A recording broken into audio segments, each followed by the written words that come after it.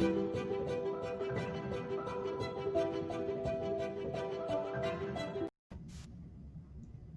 everybody, welcome to Facebook Live from CGH. This is Dr. Bill Bird. I'm the Chief Medical Officer here at CGH Medical Center. And today we are joined by Sarah Sabuba. Hi Sarah. Hi, Dr. Bird. So Sarah is our lead social worker, and she's been pestering me forever to get on this broadcast. So I'm like, okay, let's have Sarah on. So Sarah, here we are. Thank you so much. I begged for so long. I really appreciate the opportunity. Oh boy. So Sarah, I don't know if I've asked you this. Do you have your master's in social work? I do have my master's in social work. You did. Okay, I thought so. So just for the listeners, just so they have some sense of that you actually have some education. I do. I did go to school for a while to do what I'm doing. Tell me the process. How many years is that whole process to get your master's in social work? I actually did an accelerated program. So Ooh. I had my undergrad in social work. I could do an accelerated program to get through my master's in a year. Okay. So clinical and schooling. About a 5-year process then. Yeah. Through the accelerated. Yes. Advanced as you right. are. You know me over at work. Oh, I know you. Okay. All right, Sarah. So let's get to some questions here. And as always, as you have questions as Sarah's talking, please feel free to send us questions, and we'll be glad to do our best to answer them. And one other thing I just wanted to add, when Sarah and I get done having our conversation, I'm going to go into some detail about the latest on Pfizer's vaccine and some information about that. The FDA just put out a briefing about that, and I'm going to share that with you after we get done with Sarah and I. So that's going to be coming at the end of our conversation. So Sarah, can you put into words in a nutshell, what's the mission of social services in caring for patients here at CGH? I would say ideally, we are working on discharge planning for our patients, even when they come in, not to mean that we're trying to get them out in a rushed sense, but just from the time they come in, determining, do they live at home? Do they have family or support there? What their baseline is, and then what their needs might be when they leave here. Yeah. I always think of you of your team, Sarah, as the folks that take care of almost everything that's not like in that clinical realm. Yes. For our patients. Anything non-medical likely falls to social work in some way. And of course, as you and I both know, Sarah, those things kind of blend together. So it's not always like this great, there's some blurriness to all that because our social issues affect our health. Yes, it's not a black and white thing that we can separate.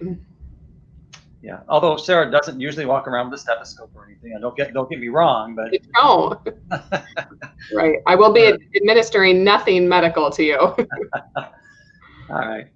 So, and then I know that you deal with hospital patients. That's one of the primary things that you're doing in the hospital, Sarah. But in the last few years, your team has taken a more active role in folks there in the emergency department as well. Can you speak to that a bit?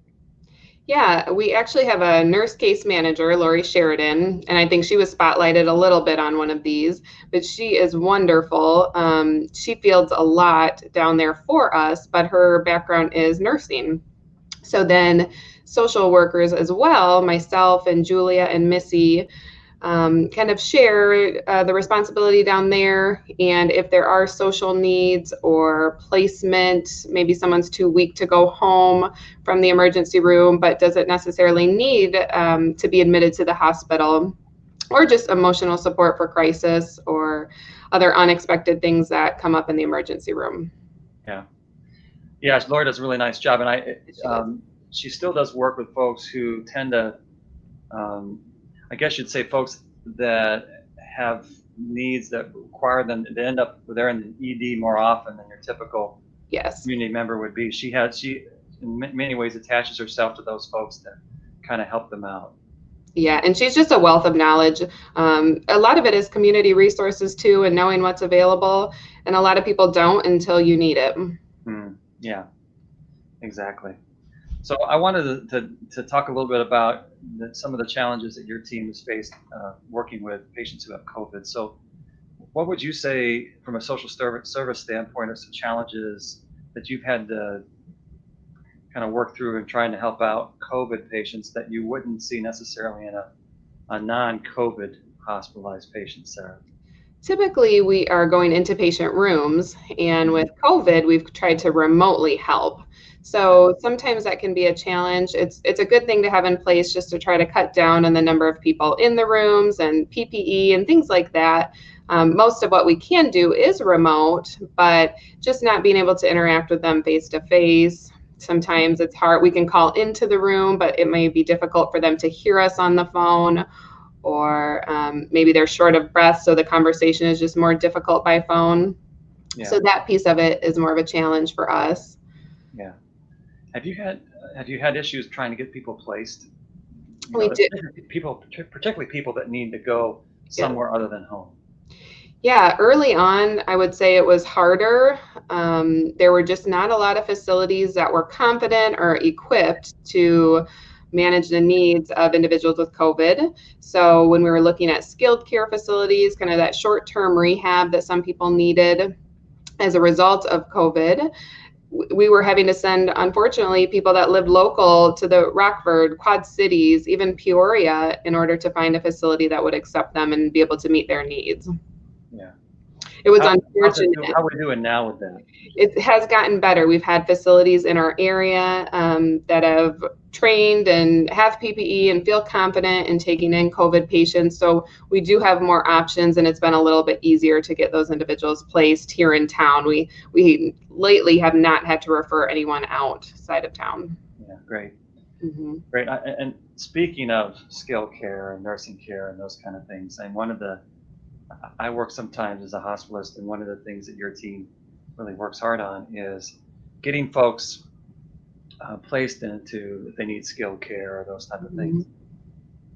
And I know it's fun for you guys. It's not one of your funnest things to deal with, but can you talk a little bit about the latest you challenge wise in terms of insurances and those type of things for patients that are trying to get into skilled care or other places like that?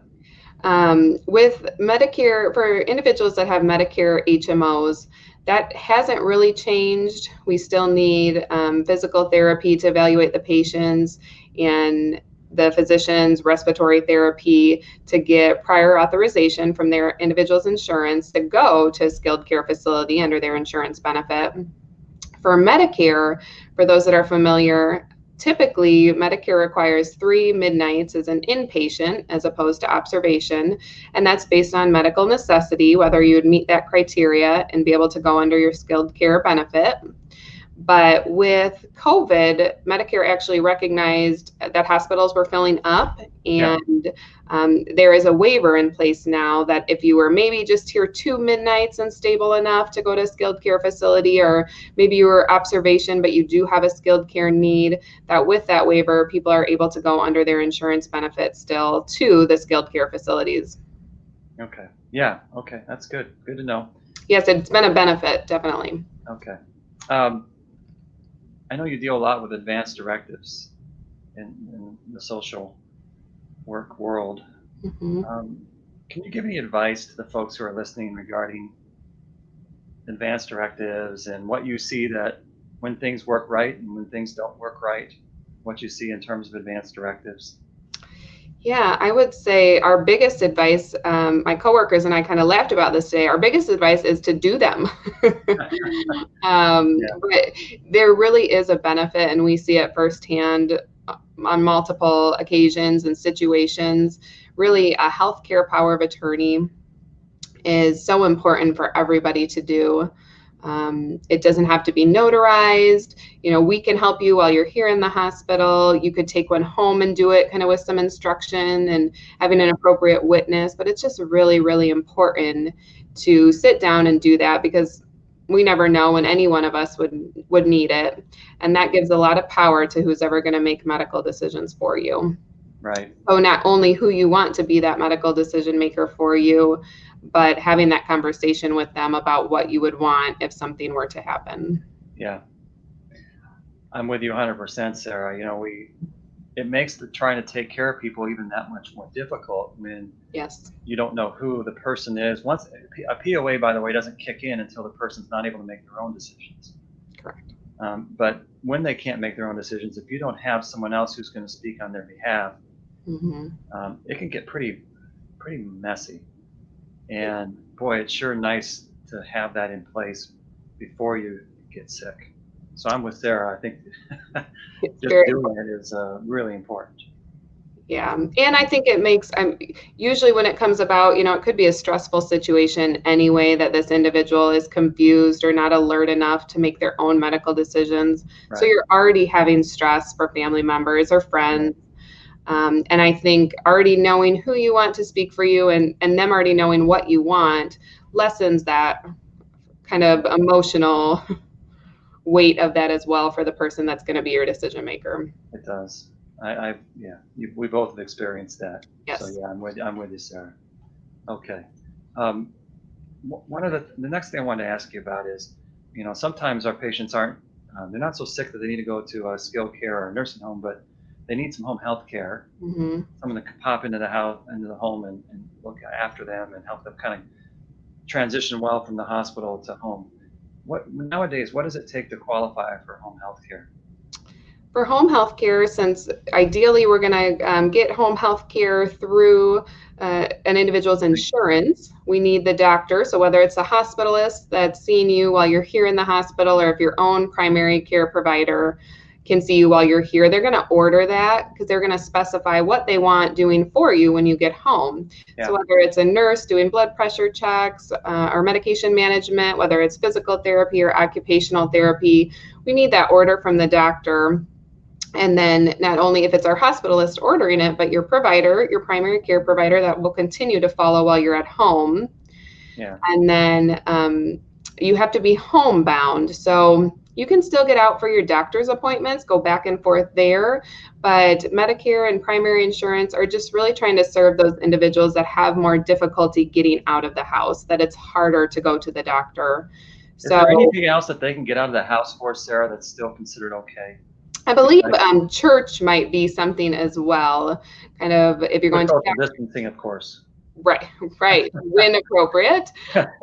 So if you were going to like the wound care center, your doctor's Yeah. appointment, and then you do, they also require that you use an assistive device or should be using an assistive device like a cane or walker. Again, just trying to identify those individuals that would have a harder time frequently going out to see the doctor. Yeah. Yeah. Good. What are some other common issues that your social services team faces on a day-to-day basis that our listeners may not be aware of, Sarah? I think from our standpoint, sometimes the hardest is we tend to be the liaison between everyone. Hmm. So we're definitely first and foremost for the patient and wanting to do what they want, but it's also taking into account maybe the family has a difference of opinion on what the person wants or needs. And the physician, physical therapy, respiratory therapy, the nurse, what she sees, he or she sees on the floor, just taking that all into account and trying to come up with a good discharge Yeah. plan that respects the patient, but still has safety in mind. Yeah. So you get in the crosshairs of some folks sometimes. Yes. Sometimes we are the go-between. Yeah. Yeah. Yeah. What does a good day look like in the life of a social worker here at CGH, Sarah? Oh, aside from everyone agreeing with the plan and Right. nothing changing last minute, I think we all do it, Missy and Julia and myself, just when we feel like we can help someone, provide them with a service they didn't know about, or that can help them stay in their home. I think that is a good day for any of us. Yeah. Yeah. I think of those folks who sometimes are here for long periods of time trying to get in place. Yes. In those days when your team finally goes, we found something, we Right. found a place for them to go. That's always a pretty good day. Very exciting. Yes, if they have a lot of pieces or it's complicated, when that all comes together and we get to see people go home or kind of take that next step in their recovery, it definitely is a happy day for all of us. Yeah. Yeah, and you already alluded to your team a little bit, but any shout outs you want to give to your team, Uh, Sarah? I just have to say, Dr. Bird knows I tried to bring everyone on with me because we are all so deserving to just be there. They all deserve to be recognized. Julia and Missy are the other social workers. So I Okay. always joke it's the luck of the draw who you get, but I think everyone is wonderful. And then we also have nurse case managers that I think a lot of people may not even see, but are definitely behind the scenes and very helpful, a big Yep. part of our team. So Andrea and Chris, Lori in the ED, and Megan, we couldn't do it without each other. Yep. You guys are a pretty close knit bunch. Yes. Yes, you are. I'm Yep. very grateful for them. Yep. Good.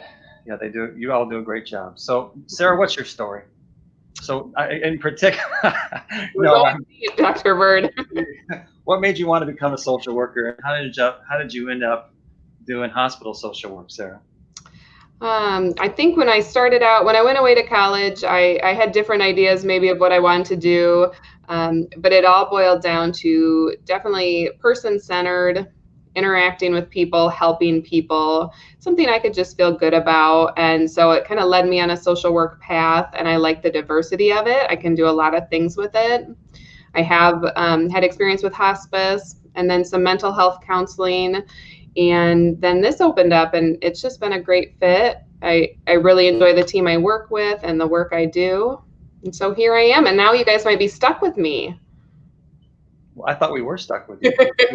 Was there just that new information or something, I Sarah? guess not. You already knew. All right. Well, Sarah, for those who are listening, I'm going to have Sarah in a few minutes here. She'll be behind the scenes. So if any questions pop up that you wanted to know about when you're hospitalized and Yeah, social work, please feel free to send those to us. Sarah, in all seriousness, thank you for taking the time to pop in and answer some of these questions. And um, you do work. You and your team do work that folks don't think about until they have to think about them. yeah.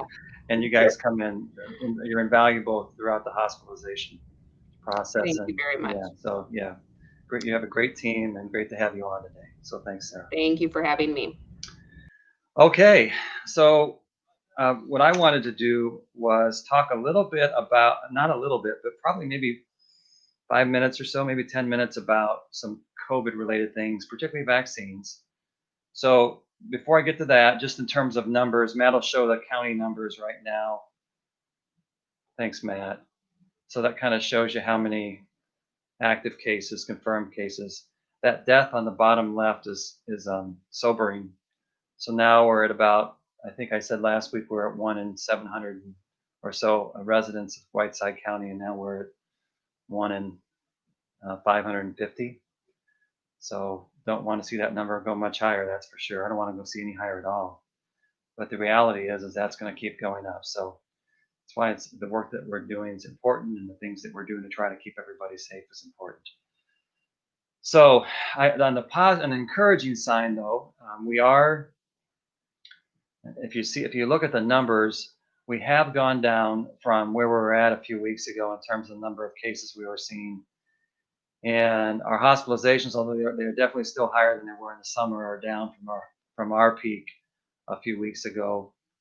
And the percentage of positive cases is definitely coming down. We're still above the state average, but that also is improving. So, oh, and I mentioned this last week, the fact that now we're getting a week and a half after Thanksgiving, and it doesn't appear that we're seeing a large influx of new cases is encouraging as well.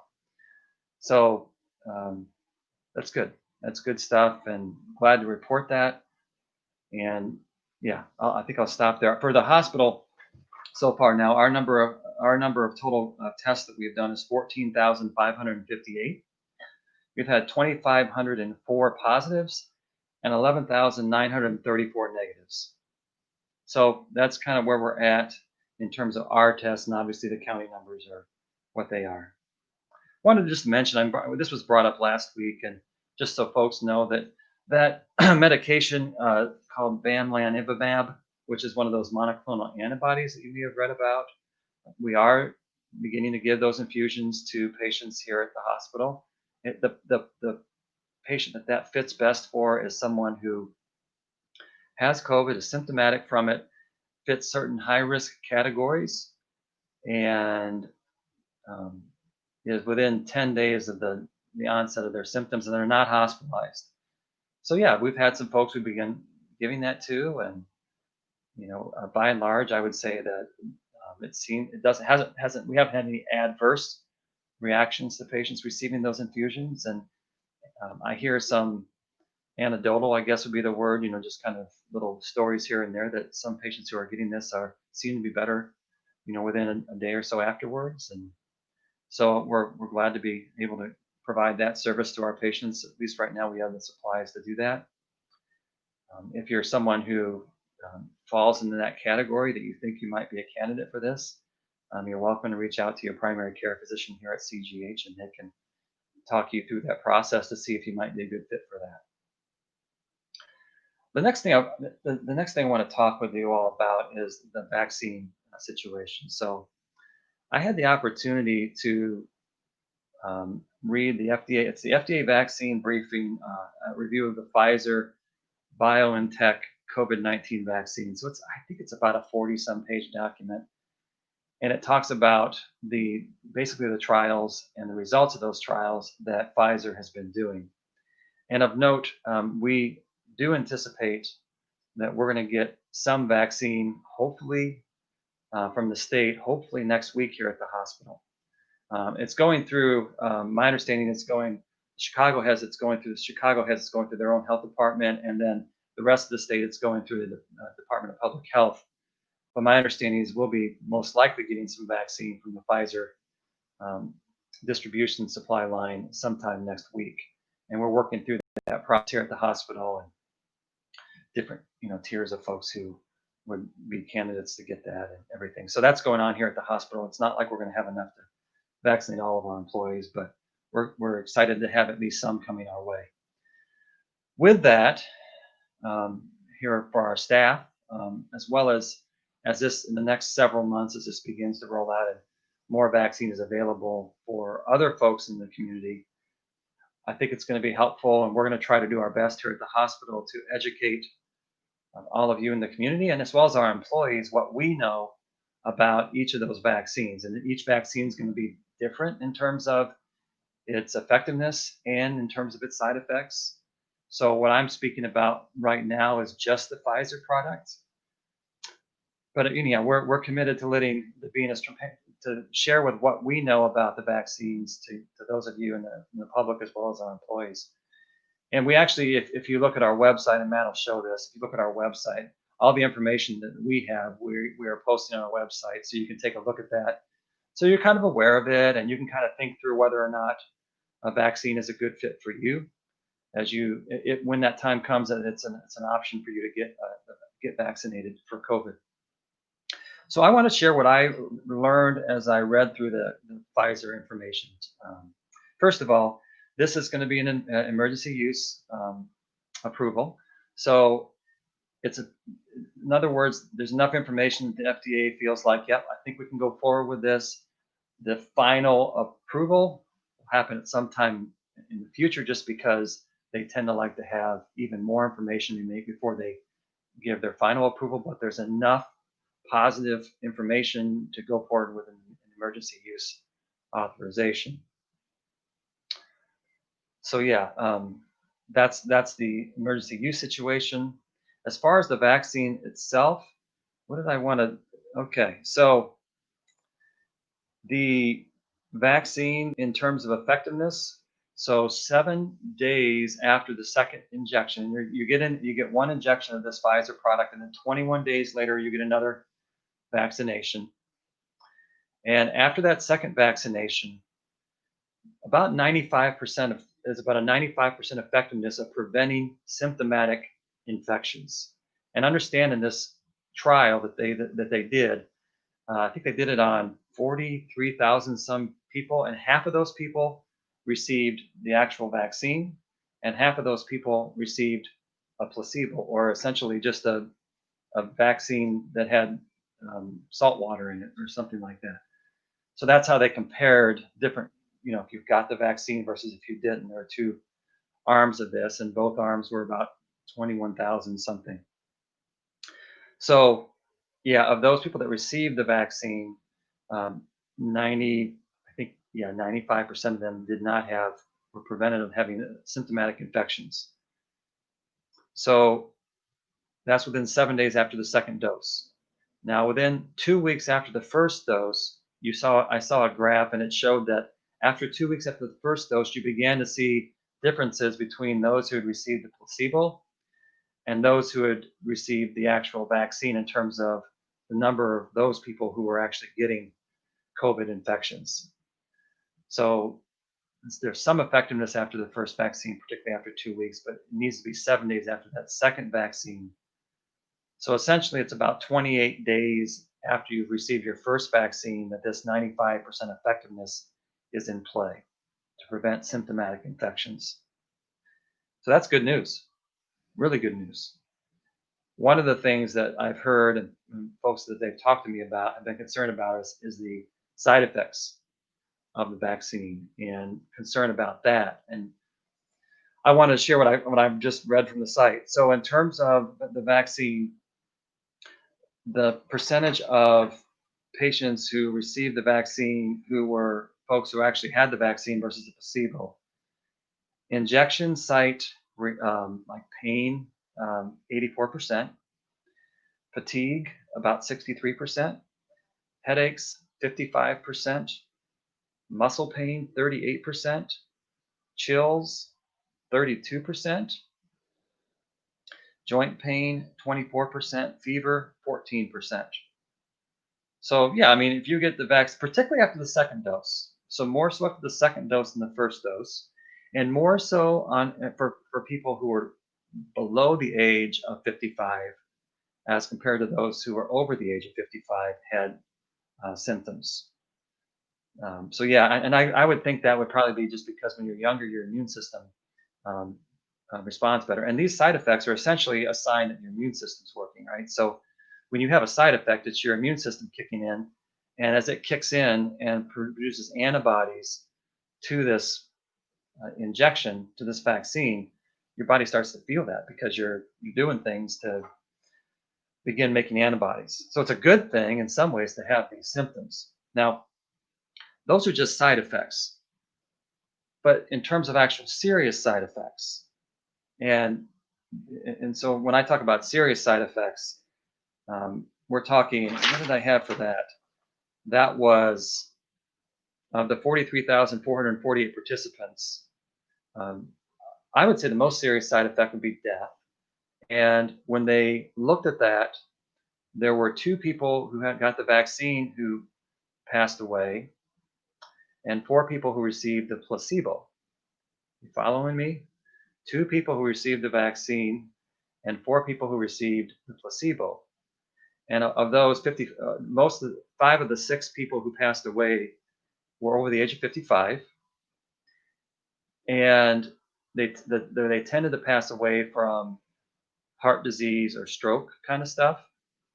And essentially, if you had 44,000 people that you were following, particularly those over the age of 55, that rate of people passing away is what you would see in the general population. So, in terms of um, actual death from the vaccine, it appears that that doesn't seem to happen. What they are seeing in terms of that death is the same as you would see in the general population, whether they receive the vaccine or not. So that's good news, really good news. Mind you, that this study, and part of why this is emergency use rather than official approval, is we're working on 2 months of data rather than 2 years of data. But the majority of folks who receive a vaccine, if they're going to have problems, it's going to happen within, a week or two, usually even earlier than that in terms of receiving that vaccine. So I think that's really good news in terms of mortality or death rate from the vaccine. Now, in terms of serious side effects that don't cause death, the people that receive the vaccine, we're talking 0.6%. So 1% is 1 in 100. So 0.6% is less than that. Yeah, so what is that? I should have done my math before this, and I'm kind of thinking as I'm talking, so I'm not doing a good job of that, but that's pretty low. And placebo, so vaccine 0.6%, placebo 0.5%. Once again, pretty much the same, which tells us that, and the things that they were having were like heart attacks, strokes, atrial fibrillation, which is a irregular heart rhythm, appendicitis, um, passing out, or pneumonia. Once again, those are things that you would see in the general population if you took 44,000 people and followed them for a couple months. So it appears, as best we can tell right now, obviously more information will be coming as we go forward, but it appears right now at least that the serious side effects from the vaccine are very low. Once again, 0.6% if you receive this vaccine. And it seems to be the same kind of things that would happen to you whether you receive the vaccine or not. I take that as really good information. And for those of you who are thinking even now about whether or not you would receive that vaccine, I would take both of those pieces of information, the death rate as well as serious side effect rate, and the fact that we're probably talking about the same you would see in the general population. I would take that as really helpful in terms of thinking about, could this hurt me? Will it cause some side effects? It sure sounds like you're going to have some temporary side effects that I listed, but those tend to be very temporary and they go away and you go about your business. And you have a 95% chance after 1 week of the second dose of not having symptomatic COVID. So how do I look at that for myself? Major thumbs up. Major, I'm doing it. When I have an opportunity to get this vaccine, I'm not going to have any hesitation about going forward and receiving that vaccine so that I get a chance to protect myself. What's the question? Is it true to have COVID-19 will not be able to get the vaccine because that population was not included in the trials? Is that correct for all the vaccine manufacturers? Actually, what I'm hearing now is that folks who did get COVID-19 are still going to be able to get the vaccination. That's what I'm hearing right now. Obviously, this is a pretty fluid situation, but it seems to be trending towards that'll be offered to COVID patients as well. And what was the second part of that question, Matt?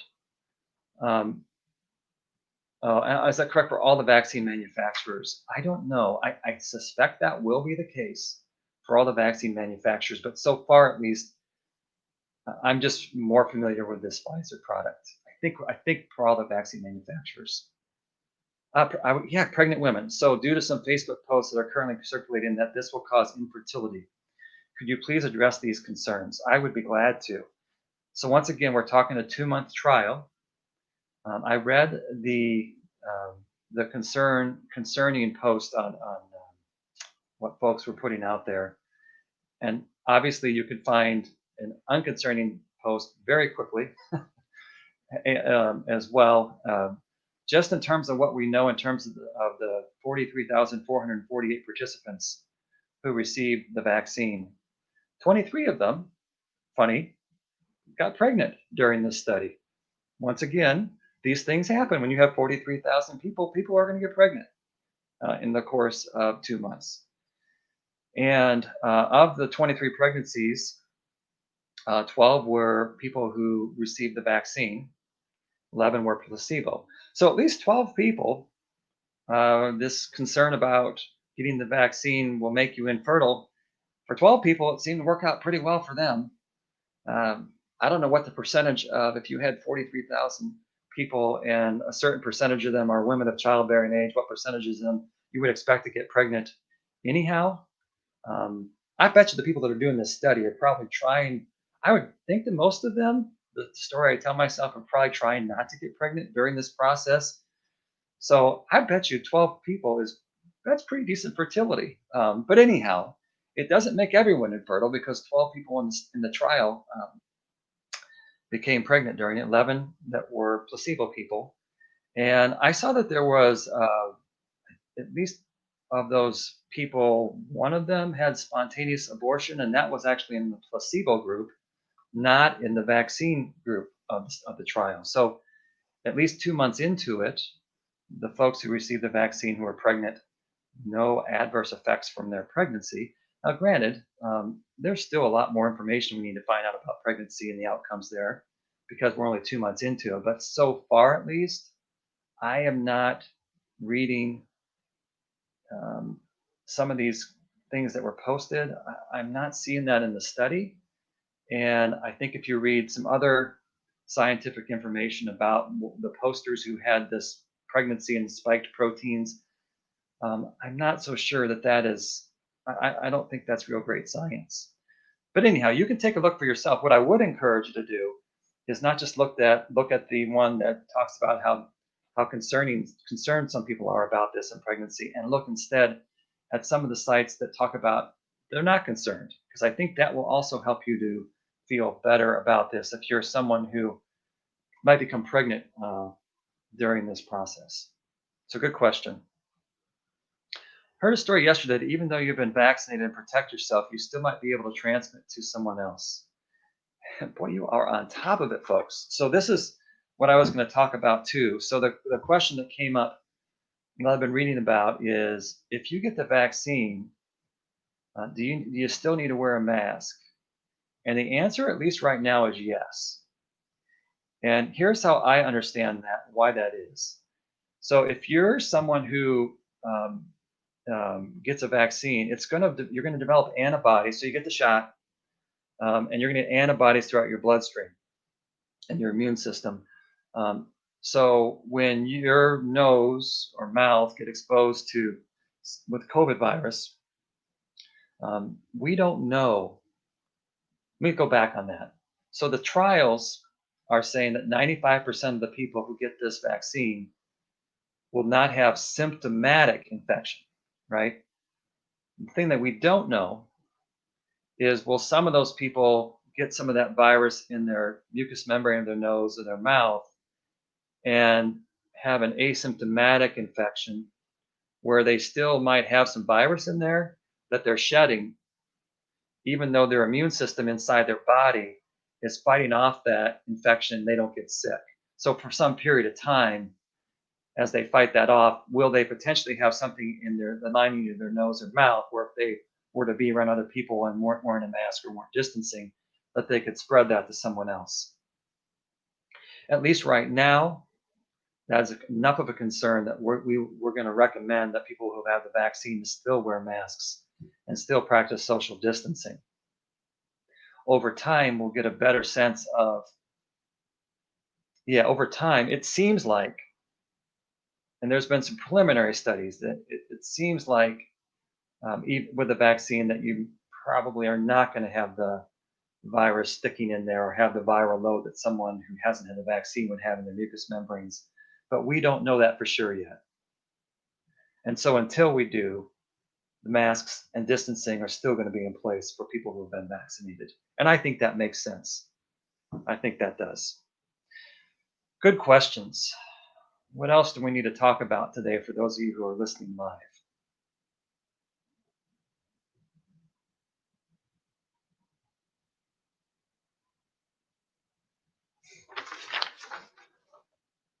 Okay. Well, as always, thank you for listening. Thank you for thank you for taking the time to hear what's going on here at the hospital. We appreciate everyone's help here in the community to do the right things to try to keep our hospitalized census down, and everyone by and large has been doing a really nice job of that lately. And so thank you so much. Thank you I want to thank our team here at the hospital and our clinics and the work that they're doing to try to take care of patients. If you're a patient who has other health issues going on, I'd encourage you to continue to address those with your medical team. Please don't let those lag. I know it's with this stuff going on, it can be at times it's tough to just take that step of going in. But we still want you to get your mammograms. We still want you to get your colonoscopies. If you're having symptoms, that might be heart related, what you name it. It's still important to address those things, and particularly as this continues to go on, and even with the vaccinations, this is going to go on for a while still, even though we see light at the end of the tunnel. Please take care of yourself even between now and that time.